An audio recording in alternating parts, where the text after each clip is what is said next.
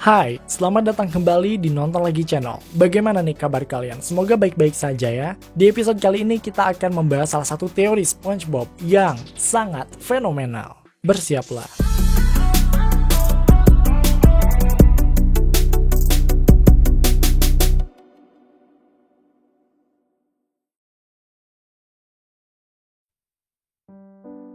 SpongeBob Theory ternyata tidak kalah menarik dari cerita dalam SpongeBob itu sendiri. Ada banyak sekali teori di luar sana yang tersebar di internet, namun hanya beberapa yang terdengar meyakinkan. Kita telah mengenal Alex Bell yang sekarang dikenal sebagai The SpongeBob Guy karena video-video teorinya yang sangat meyakinkan. Video terbarunya berjudul The Time Traveling Ghost Pirate Theory yang hingga naskah ini dibuat telah ditonton lebih dari 1 juta orang. Pada dasarnya, video tersebut menjelaskan bahwa Flying Dutchman dan Patchy the Pirate adalah satu orang yang sama. What? Itu teorinya agak serem sih. Bukan agak, emang serem. Nah, tahukah kalian sebelum Alex Bell bisa sepopuler sekarang, ada satu channel YouTube yang pernah membahas teori dalam universe SpongeBob. Dan teorinya sangat viral pada saat itu, menjadi perbincangan di berbagai platform media sosial mulai dari Reddit hingga Twitter. Teori tersebut adalah The Skin Theory yang dibuat oleh channel YouTube Doug Woolever. Video tersebut dibuat 3 tahun yang lalu dan masih hangat diperbincangkan hingga sekarang. Gak heran sih, karena teori yang ada di dalamnya emang bener-bener solid, kompleks, dan meyakinkan. Kalian harus lihat video yang dibuat oleh Doug Woolever yang berdurasi 1 jam itu. Linknya kami sertakan di kolom deskripsi. Hari ini kita akan membahas teorinya. Namun sebelum masuk ke sana, jangan lupa untuk like, share, dan komen jika kalian suka video ini. Tekan tombol subscribe dan aktifkan notifikasi loncengnya supaya kalian tidak pernah ketinggalan video-video terbaru dari kami dan sebagai bentuk dukungan kalian terhadap berkembangnya channel ini. Oke, ini dia teori gelap film lainnya, episode SpongeBob, Teori Kulit.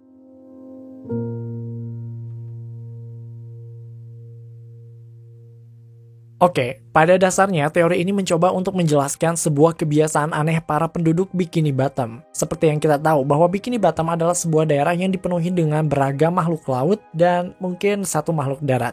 Setidaknya itu yang kita lihat dalam serial ini sejauh ini. Menariknya adalah makhluk laut tersebut bisa merubah kulitnya atau merobek kulit mereka dan berubah ke bentuk ikan atau makhluk yang lain.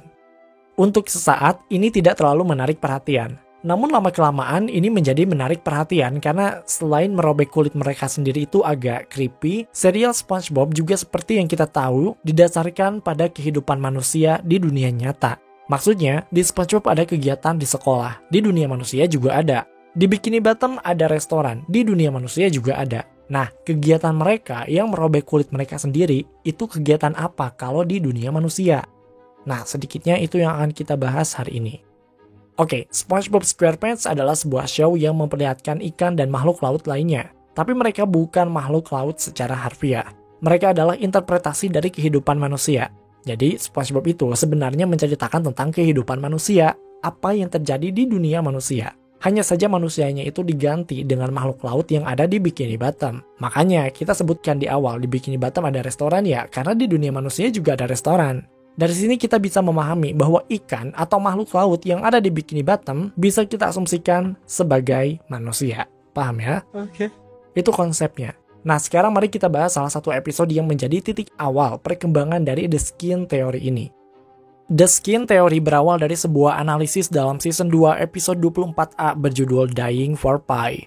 Ini adalah salah satu episode terbaik dari SpongeBob karena alurnya yang lucu dan banyak kejadian yang random. Pada dasarnya, episode ini menceritakan tentang Squidward yang tidak sengaja memberikan pie berisi bom pada SpongeBob. Ia memberikan pie tersebut pada SpongeBob karena tidak mengetahui bahwa itu adalah bom.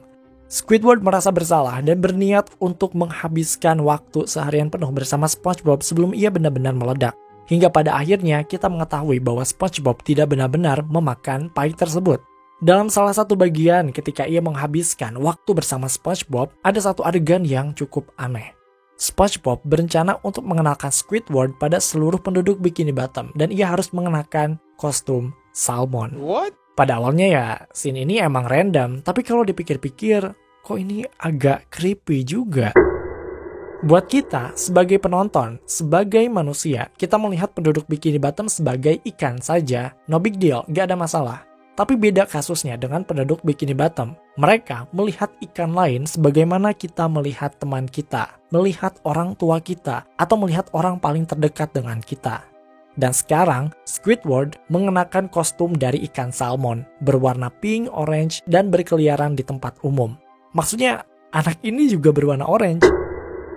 Dia mungkin saja adalah jenis dari ikan salmon juga. Bukankah itu terdengar mengganggu? Keadaan semacam ini ibaratnya kayak kalian sedang berjalan-jalan di taman, kemudian tiba-tiba datang seseorang, telanjang bulat, dan kalian menyadari bahwa kulit yang menempel pada orang itu hanyalah kulit tempelan. Itu bukanlah kulit asli dari orang tersebut.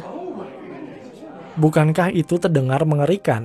Kondisi semacam ini justru mengingatkan kita pada Leatherface dalam Texas Chainsaw Massacre, seorang pembunuh berantai yang suka menguliti wajah korbannya untuk ia gunakan sebagai topeng.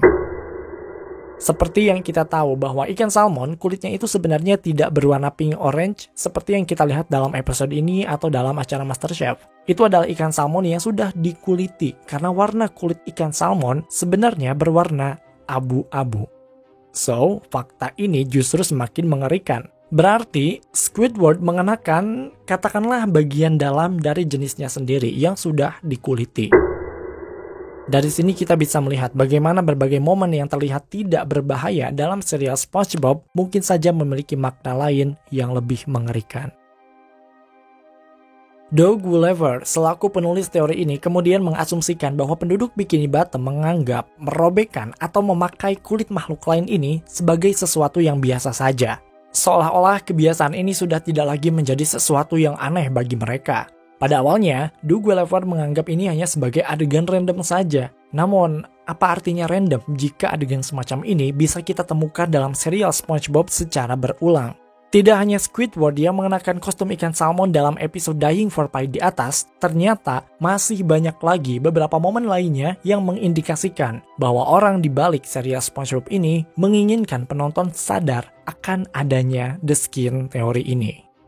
Doug Gulliver kemudian memberikan banyak sekali contoh adegan yang mengisyaratkan kebenaran akan The Skin teori ini karena menurutnya satu contoh di atas rasanya kurang meyakinkan.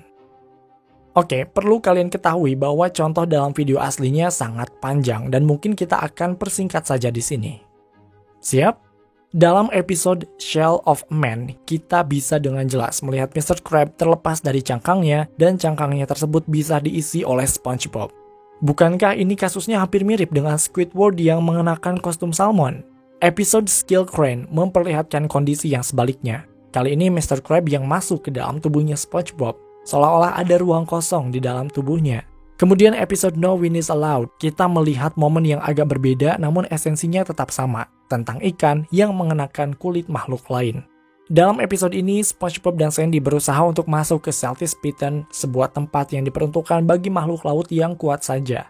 Dalam salah satu scene, Sandy merobek tato penjaganya dan dengan jelas kita bisa melihat bagian dalam dari penjaga itu. Maksudnya, lihatlah, warna kulit bagian dalamnya berbeda dengan warna kulit bagian luar. Penjaga ini sepertinya memang mengenakan kulit makhluk lainnya. Dalam episode Fun, SpongeBob bahkan merobek kulitnya sendiri dan bagian dalamnya masih sama dengan bagian luarnya. What? Ini sebenarnya menimbulkan dua pertanyaan besar. Kenapa ia melakukannya dan bagaimana kita tahu bahwa itu adalah bentuk SpongeBob yang asli? Bagaimana jika masih ada beberapa layer kulit lain sebelum ke bentuk SpongeBob yang aslinya? Di bagian ending episode Spy Buddies, tokoh-tokoh utama kita merobek kulit mereka dan memperlihatkan bentuk yang berbeda di dalamnya. Bahkan mereka melakukan itu tidak hanya satu kali, mereka merobek layer demi layer kulit yang mereka kenakan. Beberapa contoh di atas mengisyaratkan bahwa kebiasaan mengenakan kulit makhluk lain ini sepertinya sudah menjadi sesuatu yang normal di Bikini Bottom. Maksudnya mereka sama sekali tidak terkejut atau merasa aneh dengan hal itu. Oke, dalam ending episode Spy Buddies, emang mereka kayak terkejut gitu kan. Tapi terkejutnya itu bukan karena penyobekan kulitnya, tapi mereka terkejut terhadap seseorang yang ada di balik kulit itu. Mereka tidak berkata, loh kok kamu ganti kulit? Mereka justru berkata, Mr. Krab, Squidward, dan seterusnya. Bukankah ini menandakan bahwa kegiatan semacam ini bukan lagi hal aneh bagi mereka? Well, ini menimbulkan pertanyaan yang menarik. Bagaimana kondisi semacam ini bisa membudaya di Bikini Bottom? Ternyata ada satu episode yang bisa menjelaskan hal tersebut. Season 2 episode 24B berjudul Imitation Crabs mengindikasikan bahwa ada satu layanan di Bikini Bottom yang khusus menangani hal ini. Dalam episode tersebut, Plankton berusaha untuk mencuri resep rahasia Krabby Patty dengan cara menyamar menjadi Mr. Crab. Plankton membuat robot yang mirip dengan Mr. Crab sehingga sempat mengelabui SpongeBob. Nah, dalam salah satu scene ketika SpongeBob diperintah untuk lebih waspada, ia menemukan seorang pelanggan yang menanyakan rahasia Krabby Patty. Ia menyangka bahwa pelanggan tersebut adalah Plankton, namun ternyata itu adalah pelanggan lain yang tidak ia kenal. Nah, scene ini sebenarnya mengindikasikan dua hal penting. Yang pertama, mengindikasikan bahwa seseorang bersembunyi dalam kostum atau kulit ikan lain adalah sesuatu yang lumrah. Buktinya, SpongeBob langsung mengetahui ada orang lain di balik kostum itu dengan melepaskan bagian kepala dari kostum itu. Yang kedua, mengindikasikan adanya klinik atau bisa dibilang rumah sakit yang memberikan pelayanan semacam ini. Pria yang kostumnya dicopot oleh SpongeBob mengatakan dialog yang aneh. Coba kalian perhatikan. Everyone at the head enhancement clinic said nobody would notice.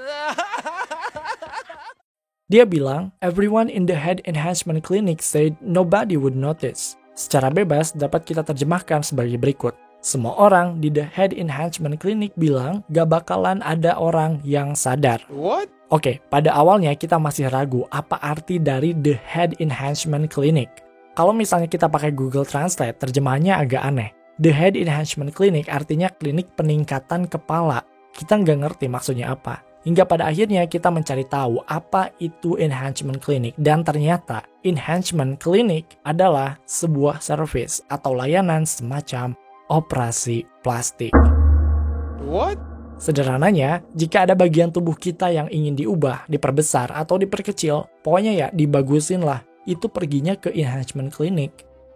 Enhancement Clinic itu tidak hanya melayani operasi plastik. Beberapa klinik di luar sana ada yang operasi kelopak mata, implan, dan masih banyak lagi.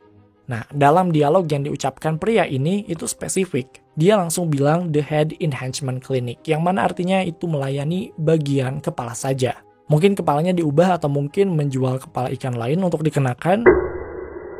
Di sisi lain, alih-alih dia berkata costume store atau tempat menjual topeng, penulis dalam episode ini memutuskan untuk menggunakan gabungan kata yang spesifik, The Head Enhancement Clinic. Dalam SpongeBob yang versi bahasa Indonesia, dialog ini diganti dengan kalimat yang mungkin lebih aman untuk anak-anak. Adegan ini dalam SpongeBob bahasa Indonesia memiliki terjemahan, setiap orang klinik sakit kepala berkata tidak ada yang memperhatikan. Nampaknya, dialog tersebut sebenarnya memiliki makna yang lebih dalam. Well, sekali lagi, jika di Bikini Bottom memang ada klinik operasi plastik atau klinik yang menyediakan layanan kulit untuk menutupi kulit yang sebenarnya, maka sekarang tidak heran mengapa penduduk Bikini Bottom nggak kaget ketika melihat orang yang memiliki berbagai lapisan kulit. Karena ternyata udah umum, orang ada kliniknya kan. Pertanyaannya sekarang, apakah kita pernah benar-benar melihat klinik yang melayani enhancement seperti ini? Mungkinkah rumah sakit di Bikini Bottom ini? Kita melihat di rumah sakit tersebut segala macam penyakit dapat ditangani, mulai dari demam yang dialami oleh SpongeBob, lengan Mr. Krab yang terpisah dari badannya, hingga mengganti kotak tertawa Squidward yang rusak. Well, dalam episode The Two Faces of Squidward, dokter di sana bisa memperbaiki wajah Squidward menjadi sangat tampan. Bukankah itu terdengar seperti kegiatan operasi plastik?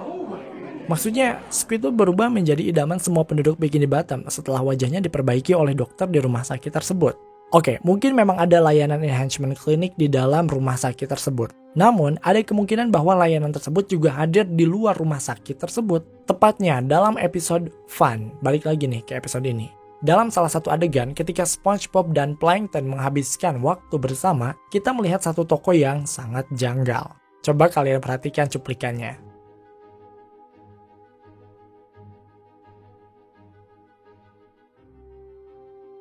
Tepatnya di sini, SpongeBob dan Plankton berada di sebuah toko yang menjual hidung, dan itu bukan hidung ikan, itu jelas-jelas adalah hidung manusia. Bukan hanya itu, dalam episode lainnya yaitu No Nose Nose, episode ini sangat jelas memperlihatkan kegiatan enhancement ini. Patrick menyadari bahwa dirinya tidak memiliki hidung, ia pun berinisiatif untuk pergi ke klinik supaya ia bisa mendapatkan hidung di wajahnya. Bahkan di bagian ending, dia akhirnya memiliki daun telinga untuk menegaskan bahwa dirinya bisa mendengar. Klinik-klinik yang disebutkan di atas membuktikan bahwa enhancement clinic bukan lagi sesuatu yang aneh buat penduduk Bikini Bottom. Sekali lagi, klinik-klinik tersebut juga mungkin saja menyediakan layanan untuk merubah kulit dengan menempelkan kulit lainnya di tubuh pasien. Itulah sebabnya kita bisa melihat beberapa tokoh di Bikini Bottom yang bisa merobek kulit mereka. So that's it, the skin theory. Tunggu dulu. Kita belum membahas alasan mengapa penduduk Bikini Bottom melakukan enhancement itu. Dan coba kalian perhatikan cuplikan ini lagi.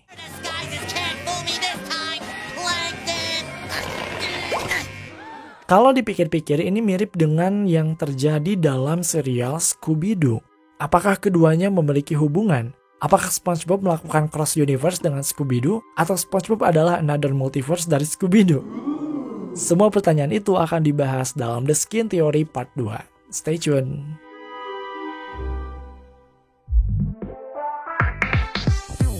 Oke guys, itu dia teori gelap film lainnya episode The Skin Theory. Sekali lagi, jika kalian ingin melihat video aslinya dari Dog Lover, boleh langsung klik link yang ada di bawah. Terima kasih karena telah menonton video kami hingga akhir. Luangkan waktu untuk like, share, dan komen jika kalian suka video ini. Tekan tombol subscribe dan aktifkan notifikasi loncengnya supaya kalian tidak pernah ketinggalan video-video terbaru dari kami dan sebagai bentuk dukungan kalian terhadap berkembangnya channel ini.